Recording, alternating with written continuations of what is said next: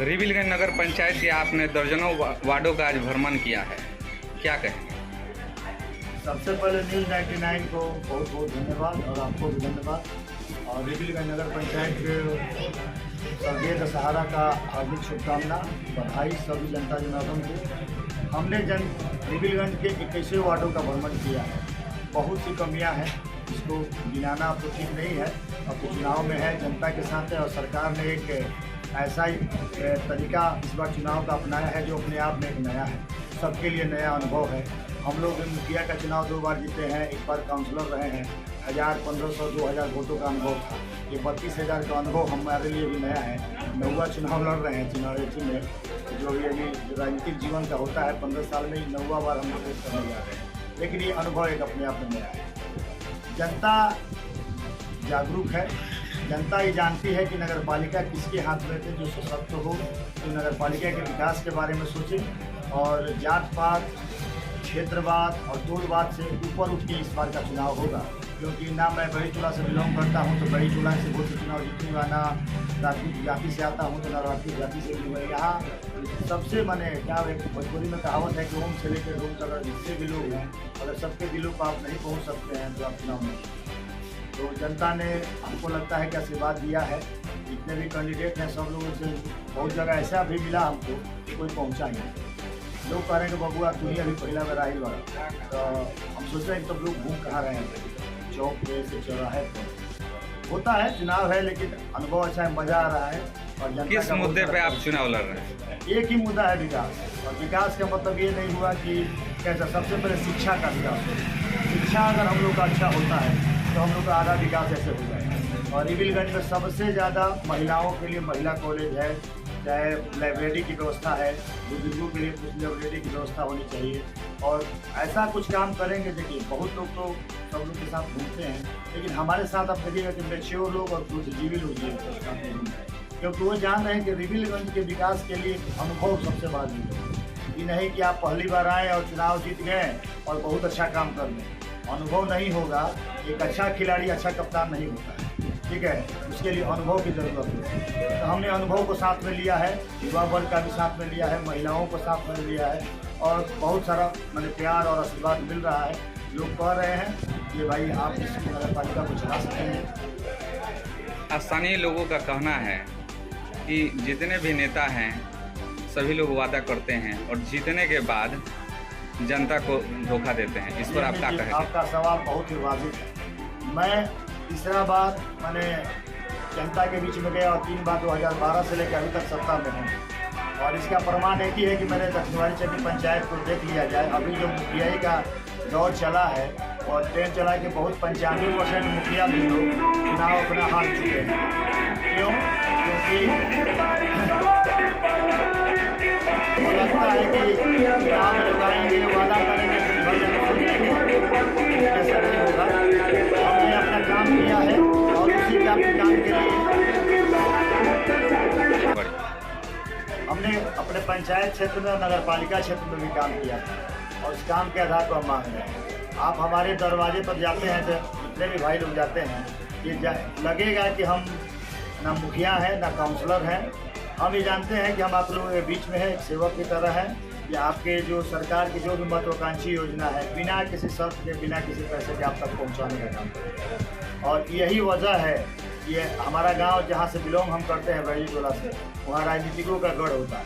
और उस गढ़ में हम हैं कि हमको लगता है कि हम लोगों को, वहाँ के रिविलगंज के लोगों को, अपने गांव के लोगों को, अपने क्षेत्र के लोगों को समझ रहे हैं और लोग हमें भी समझ रहे हैं।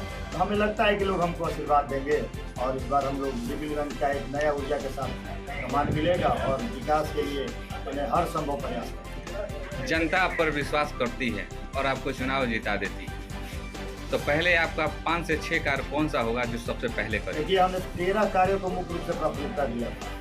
तो इस सब जो भी काम है, मेरा अपील है, अपील तो साथ में नहीं है लेकिन अपील है, अपील पे हम सबसे पहले उसी पर काम करें। हम भी नहीं कहेंगे जैसे कि टैक्स में बढ़ोतरी है उसको सुधार करेंगे, शिक्षा पर स्वास्थ्य होगा, स्वास्थ्य पर होगा, फिर उसके बाद रोड पे होगा, स्ट्रीट लाइट पे होगा, एक CCTV कैमरा युक्त बनाएंगे कि जिससे ऑकरेंस को और क्राइम को रोकने के लिए बहुत बड़ा का काम होगा, इसमें महिलाएं भी सुरक्षित रहेंगी।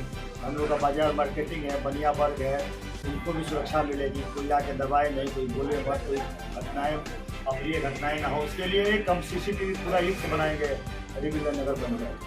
और उसके बाद है सीवरेज और ड्रेनेज का प्रोग्राम है, जो सबसे बड़का कष्ट का कारण है रिविलगंज का पानी का निकासी। उसके पर हमको काम करेंगे। हम लोग जब थे 1217 में, उस समय एक सीवरेज और ड्रेनेज प्रोग्राम आया था, और उस प्रोग्राम के तहत पूरे रिविलगंज की पानी की समस्या खत्म हो गई। वो अगर ऐसा हो जाता तो खत्म हो जाती, लेकिन पता नहीं इस बार के जो तो क्या उनका टेक्निकल इशू रहा कि नहीं कर पाए लोग। अब हम तुमको कोई आरोप नहीं लगाएंगे, नहीं कर पाए तो असफल हैं, ये आप अपना दावा के साथ करेंगे। तो हमको रिविलगंज का सबसे बड़ी समस्या लगती है जल निकासी के लिए, जल जमाव से मुक्ति मिला। इसके बाद हाउसिंग में जो कमीशन खोरी है इसको मुक्त कर देना है, सफाई में जो लूटकांड हो रहा है उसको मुक्त कर देना है। उसके बाद ये तो हम अपने तरफ से सोचेंगे कि ओल्ड एज होम का एक व्यवस्था करें। जितने बुजुर्गों लोग आज के लोग में देख रहे हैं कि लोग बुजुर्गों से कटे जा रहे हैं। किसी के घर में, आप अपने घर में देख लीजिए, हमारे घर में देख लीजिए, कोई कहता है कि क्या आप लोग हल्ला कर रहे हैं, इस तरह कर रहे हैं। तो हमको एक ओल्ड एज होम बनाए कि वो अपने जो जीवन का जो लास्ट समय है वो अपने इच्छा से और अपने स्वेच्छा से जी सकें, और उसका व्यवस्था हम करेंगे। और उसमें हमारे भाई डॉक्टर साहब दिलीप सिंह वो भी हम कह रहे थे कि कोई जमीन उपलब्ध कराओ, हम 10-5 डॉक्टर मिल के एक ओल्ड एज होम का व्यवस्था करेंगे। एक सेवा का भी मार्ग प्रशस्त होगा, और एक ऐसा होगा कि जिन लोगों को लगेगा जो हम समाज से कटे हुए हैं उनसे जोड़ने का प्रयास करेंगे। मोबाइल ने आकर इन लोगों से बहुत दूरी बना दिया, हम दूरी को पाटने का भी काम।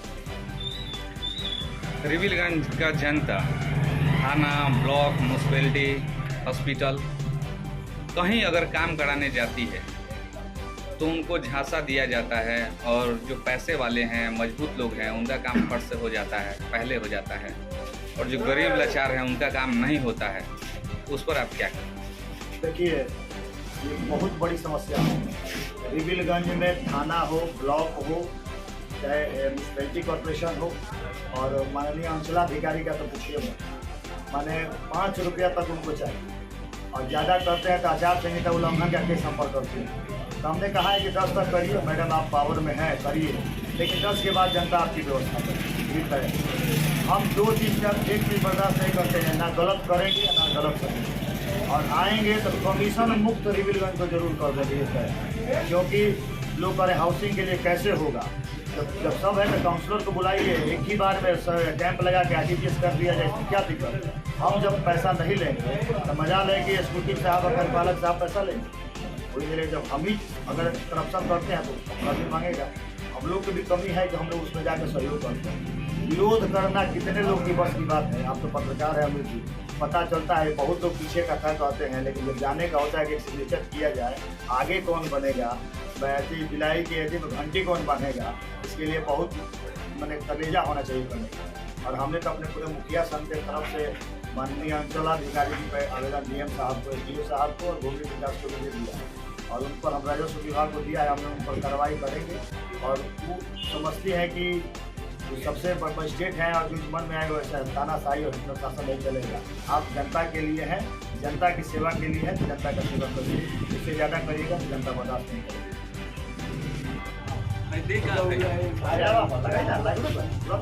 जाए तो कॉल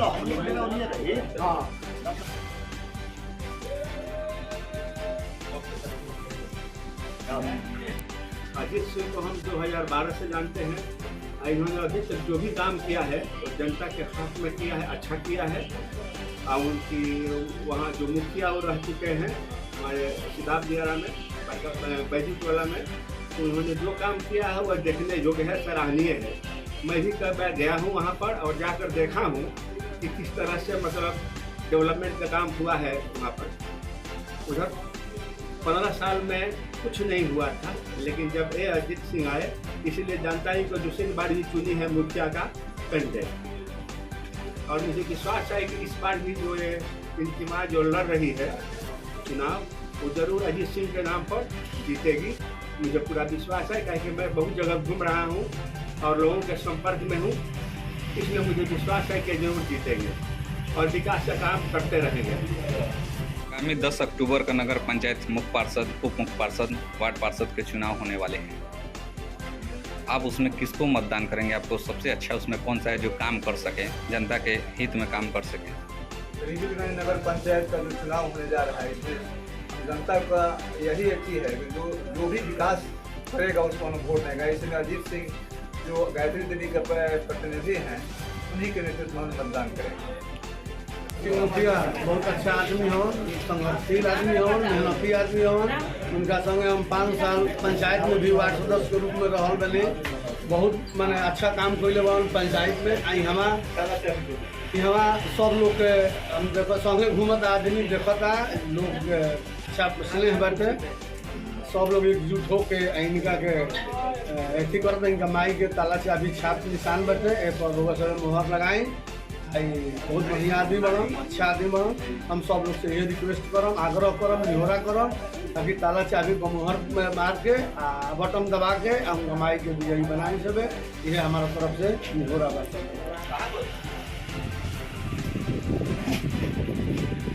अजीत की माई को क्यों उनको वोट कीजिएगा आप?